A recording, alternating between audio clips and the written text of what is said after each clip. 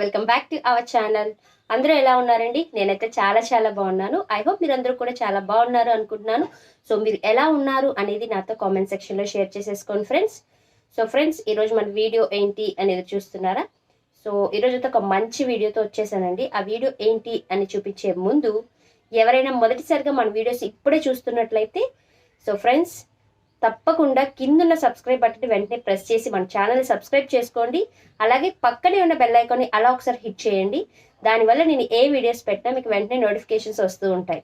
So friends, మరి ఎందుకు late, తొందరగా మన ఛానల్ సబ్స్క్రైబ్ చేసుకొని మంచి వీడియోస్ని ఎంజాయ్ చేయండి. సో ఫ్రెండ్స్, ఈరోజు మన వీడియో ఏంటి అంటే ఒక మంచి రెసిపీని తీసుకొచ్చానండి మీ ముందుకి. సో ఆ మంచి రెసిపీ ఏంటి అంటే ఒక మంచి నాన్ వెజ్ రెసిపీ, వెజ్ కూడా కాదు. సో ఒక మంచి నాన్ వెజ్ రెసిపీని మీ దగ్గర తీసుకొచ్చేసాను. అది ఏంటి అంటే, నాన్ వెజ్ అంటే ప్రతి ఒక్కరికి ఇష్టం కదండి, అసలు చెప్తుంటేనే నోరు ఊరిపోతూ ఉంటుంది. సో నాన్ వెజ్ రెసిపీ ఏంటి అంటే మన ఆంధ్ర రొయ్యల కూర అండి. మన ఆంధ్ర రొయ్యల కూర మన స్టైల్లో, నా స్టైల్లో ఎలా ప్రిపేర్ చేస్తాను అనేది మీకు ఇవాళ చూపించాలనుకుంటున్నాను. సో రొయ్యల కూర అనగానే అందరికీ ప్రాన్స్ కర్రీ అంటే వెంటనే నోట్లో మనకి నోరు ఊరిపోతూ ఉంటుంది కదా. సో నాకు కూడా అనిపిస్తుంది. సో ఆ కర్రీని నేను ఎట్లా ప్రిపేర్ చేస్తాను, దానికి కావాల్సిన ఇంగ్రీడియంట్స్ ఏంటి, దాని ప్రాసెస్ ఏంటి అంతా కూడా మీతో షేర్ చేసుకోవాలనుకుంటున్నాను. సో ఫ్రెండ్స్, ఆంధ్ర రొయ్యల కూర ఎలా తయారు చేస్తాను, దాన్ని తయారు చేసే విధానం ఏంటి, దానికి కావాల్సిన పదార్థాలు ఏంటి చూద్దాం. ఆంధ్ర రొయ్యల కూర తయారు చేసుకోవడానికి కావాల్సిన పదార్థాలు: పచ్చి రొయ్యలు, అప్పుడే చెరువులోంచి పట్టినవండి ఇవి, ఒక 1.5 kg. అల్లం వెల్లుల్లి పేస్ట్ 2 టేబుల్ స్పూన్స్. పచ్చి కొబ్బరి, లవంగాయలు, దాల్చిన చెక్క, గసగసాలు అన్నీ గ్రైండ్ చేసుకోవాలి. అలాగే ఉల్లిపాయలు ఒక 6, పచ్చిమిర్చి ఒక 6-7, టమాటాలు ఒక 3. పచ్చి కొబ్బరి, లవంగాలు, దాల్చిన చెక్క, గసగసాలు గ్రైండ్ చేసుకున్న పేస్ట్. ఇప్పుడు రొయ్యల కూరని ఎలా తయారు చేసుకోవాలో విధానం చూద్దాం. సో ఫస్ట్ అయితే మనం ఏవైతే పచ్చి రొయ్యలు తీసుకున్నామో వాటిని పొట్టంతా ఒలిపించేసుకోవాలి, లేదా మనం ఒలిచేసుకోవాలండి. సో ఇక్కడైతే నేను తలకాయని తీయలేదు. ఇవి ఎందుకు అంటే ఇవి ఏటి రొయ్యలు అంటారంట. సో రొయ్యల్లో కూడా రకాలు ఉంటాయి మనకి. ఇవి పెద్ద రొయ్యలు, ఏటి రొయ్యలు. ఇవి తలకాయతో ఉంటేనే టేస్ట్ అని చెప్పారు. సో అందుకని అవి తలకాయతో అట్లాగే ఉంచాము. సో ఫస్ట్ అయితే మనం తెచ్చుకున్న రొయ్యల్ని ఆ పొట్టు తీసేసుకొని మనం చక్కగా వాష్ చేసుకోవాలండి. ఒక 3 or 4 times మంచిగా వాష్ చేసుకోవాలి. ఫస్ట్ వాటర్తో మనం వాష్ చేసిన తర్వాత కొంచెం పసుపు కూడా వేసుకొని మనం వాటిని వాష్ చేయాలి. దానివల్ల రొయ్యలు నీసు వాసన రాకుండా ఉంటాయి.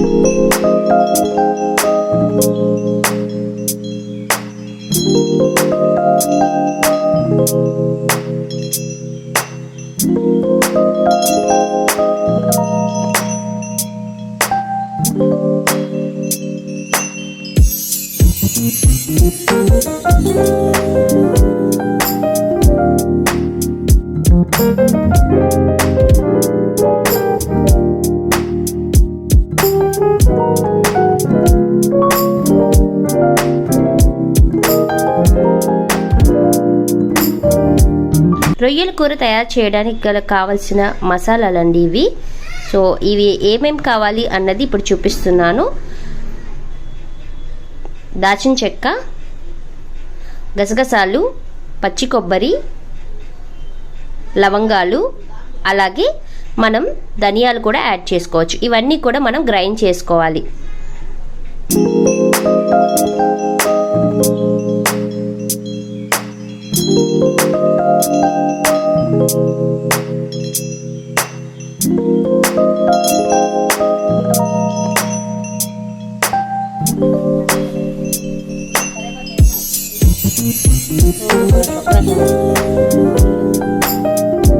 రొయ్యల కూరకు కావాల్సిన మసాలాలన్నీ రెడీ చేసుకున్నాం కదండి. సో ఇప్పుడు కూరని ఎలా తయారు చేసుకోవాలి అనే విధానం చూద్దాం. సో ఫస్ట్ అయితే మనం స్టవ్ వెలిగించుకొని మనం పాత్రని పొయ్యి మీద పెట్టుకోవాలండి. పెట్టుకున్న తర్వాత మనం తగినంత నూనె వేసుకోవాలి. నూనె బాగా హీట్ ఎక్కిందో లేదో చూసుకొని, బాగా హీట్ ఎక్కిన తరువాత మనం ఏవైతే రొయ్యలు క్లీన్ చేసుకొని పెట్టుకున్నామో ఆ రొయ్యల్ని నూనెలో వేసి బాగా దోరగా ఎరుపు రంగు వచ్చేదాకా వేయించాలి.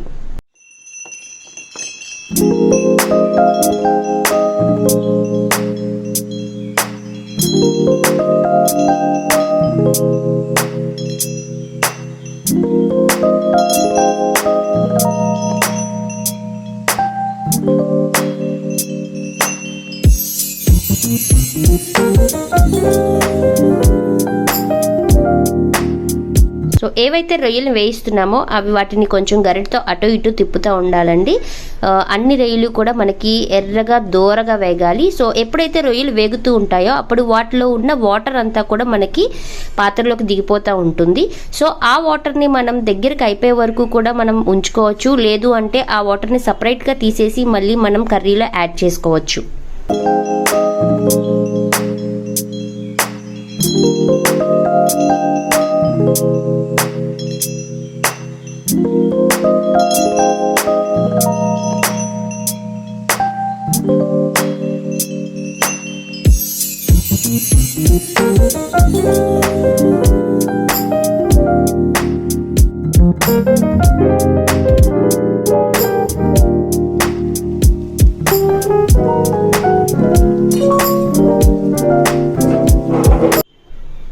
రొయ్యలు అయితే దోరగా వేగిపోయినాయండి. సో ఈ రొయ్యల్లో వాటర్ కంటెంట్ అనేది చాలా ఎక్కువగా ఉంది. సో దానివల్ల నేను రొయ్యల్ని సపరేట్గా తీసుకుంటున్నాను. కొన్ని రొయ్యలు వాటర్ని అబ్జర్బ్ చేసేసుకుంటాయి. సో ఇవైతే చేసుకోలేదు. సో అందుకని నేను సపరేట్గా తీసేసుకుంటున్నాను.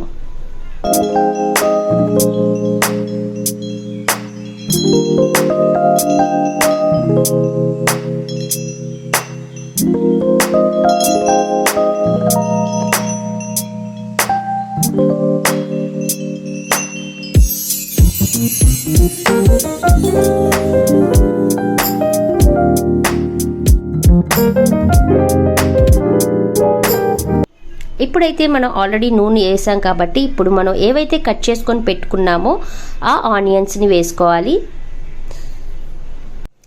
ఈ ఆనియన్స్తో పాటు మనం ఏవైతే కోసి పెట్టుకున్నామో అవి పచ్చిమిర్చి అలాగే టమాటా అవి కూడా ఈ ఆనియన్స్లో యాడ్ చేసేసుకోవాలండి. సో ఇవన్నీ యాడ్ చేసుకున్న తరువాత వీటిని మనం మీడియం ఫ్లేమ్లో పెట్టుకొని దోరగా వేయించుకోవాలి. ఇలా కొంచెం సేపు అంటే ఒక 5 to 10 minutes ఇవి బాగా వేగి మగ్గాలి దగ్గరికి. అలా మగ్గే వరకు మనం ఉల్లిపాయల్ని టమాటాలని పచ్చిమిరపకాయలని కలుపుతూ ఉండాలి.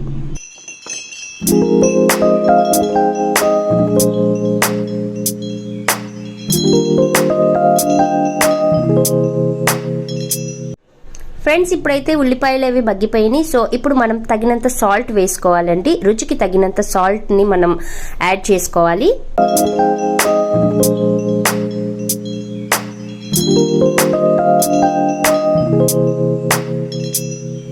అలాగే కొంచెం పసుపు కూడా యాడ్ చేసుకోవాలండి.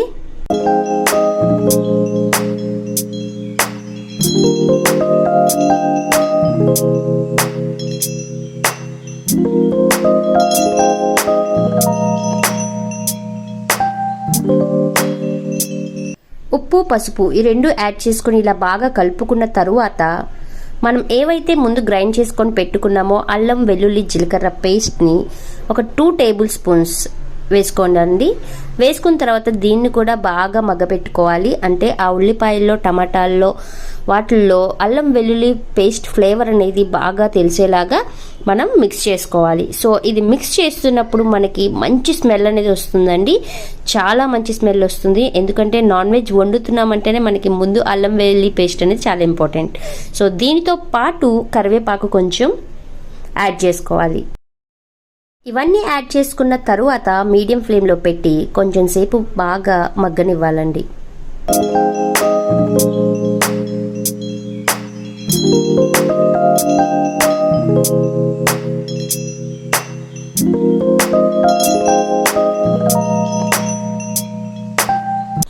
సో ఇప్పుడైతే మనకి అన్ని మగ్గిపోయినాయి అండి. బాగా ఆయిల్ కూడా పైకి తేలుతుంది. సో ఇప్పుడైతే దానికి తగ్గ కారం అంటే తగినంత కారం, మనకి స్పైసీగా కావాలంటే కొంచెం ఎక్కువ వేసుకోవాలండి. లేదంటే కొంచెం సరిపడా ఒక 2 tablespoons కారం అయితే సరిపోతుంది.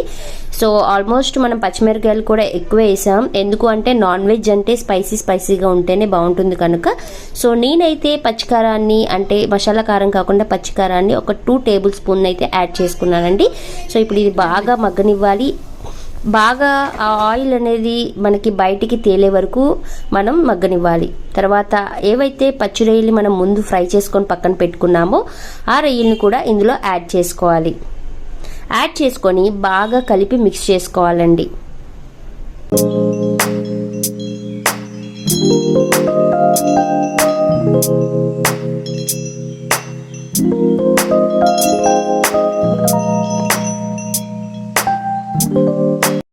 కారం వేసిన తర్వాత ఈ రొయ్యల కూర మిశ్రమాన్ని మొత్తాన్ని కూడా మనం ఒక 2 నిమిషాలు మీడియం ఫ్లేమ్లో పెట్టి తిప్పుతూ ఉండాలి.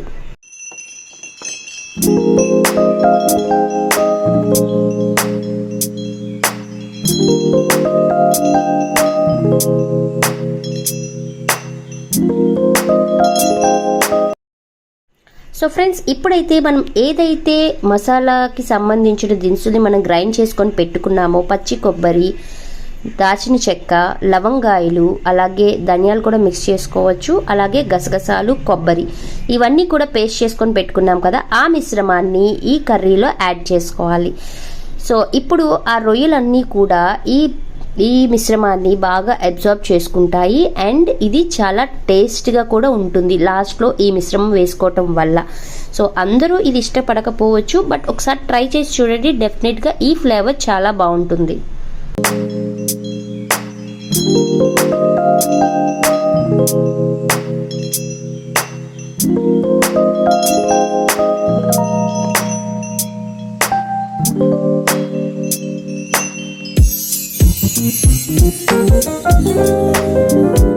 సో ఫైనల్గా అయితే కర్రీలో మనం వాటర్ అనేది మిక్స్ చేసుకోవాలండి. సో నేనైతే ఒక 2 గ్లాస్ ఆఫ్ వాటర్ని మిక్స్ చేసుకుంటున్నాను.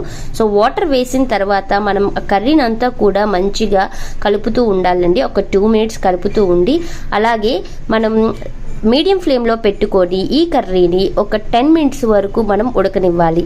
సో మూత పెట్టి ఉడికితే ఎప్పుడైతే మనకి ఉడికింది అని తెలుస్తుందంటే ఆయిల్ అంతా కూడా పైకి వస్తుందండి, వాటర్ అంతా పోయి, అప్పుడు మనకి కర్రీ రెడీ అయిపోయినట్టు తెలుస్తుంది. సో కొంచెం కొత్తిమీర కూడా గార్నిష్ చేసుకుంటున్నానండి. సో ఇప్పుడు మనం కొంచెం సేపు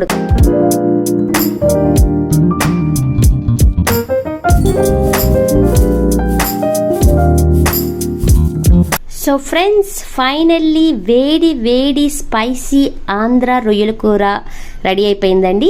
సో ఇది వేడి వేడి అన్నంలో వేసుకొని తింటే ఎంత రుచిగా ఉంటుందండి. ఇష్టం లేని వాళ్ళు ఎవరు ఉంటారు చెప్పండి. సో నాకైతే నోరు ఊరిపోతుంది. సో ఇది మీ అందరికీ కూడా నచ్చుతుంది అనుకుంటున్నాను. చూడండి, మీరు కూడా ట్రై చేయండి. ట్రై చేసి ఫ్రెండ్స్ కర్రీ ఎలా వచ్చింది అనేది మాత్రం నాతో కామెంట్ సెక్షన్లో తప్పకుండా షేర్ చేసుకోండి.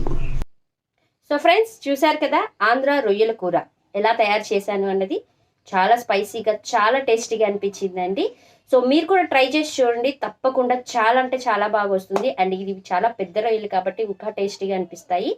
సో ఫ్రెండ్స్, ఇది చాలా సింపుల్ అండ్ ఈజీ ప్రాసెస్. మీరు కూడా తప్పకుండా ట్రై చేసి చూడండి. ఎలా వచ్చింది అన్నది నాతో కామెంట్ సెక్షన్లో షేర్ చేసేసుకోండి.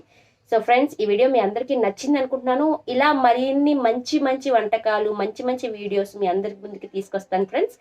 సో తప్పకుండా నన్ను సపోర్ట్ చేయండి. సపోర్ట్ చేస్తున్నారు, సో ఇంకా బాగా సపోర్ట్ చేయాలని కోరుకుంటున్నాను. సో ఈ వీడియో మీకు నచ్చింది అనుకుంటున్నాను. ఈ వీడియో కనుక మీకు నచ్చినట్లయితే ప్లీజ్ లైక్ చేయండి, షేర్ చేయండి, కామెంట్ చేయండి. అలాగే మన ఛానల్ని సబ్స్క్రైబ్ చేసుకోవడం మాత్రం మర్చిపోకండి. సబ్స్క్రైబ్ చేసిన వెంటనే పక్కనున్న బెల్ ఐకాన్ని అలా ఒకసారి హిట్ చేయండి.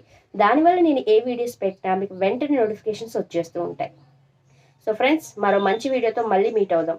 అంతవరకు బాయ్ బాయ్.